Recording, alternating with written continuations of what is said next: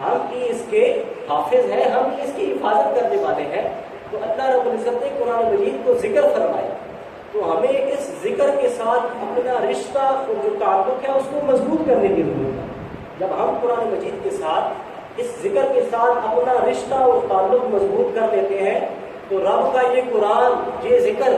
ہمیں بھی اپنی طرف سے وفا کی یقین دہانی کرواتا ہے۔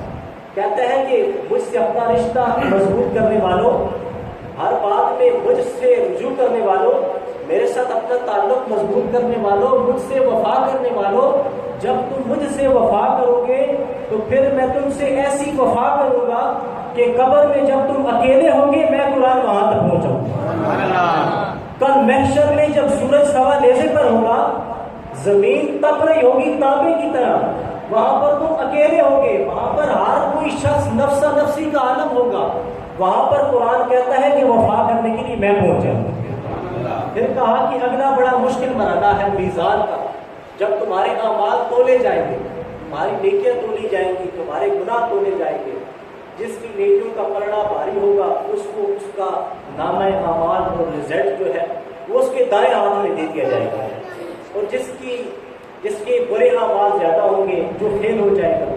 اللہ رب العزت اس کا نامہ اعمال بائیں ہاتھ میں دے گا۔ ایک تو دوزخ کی اس کو جو مل رہی ہے سرٹیفکیٹ، وہ تو الگ بات ہے، جہاں پر اس امت کے لوگ موجود ہیں، سارے نبیوں کی امت کے لوگ موجود ہیں، ان لوگوں کے سامنے کتنی بڑی شرمساری کی بات ہے۔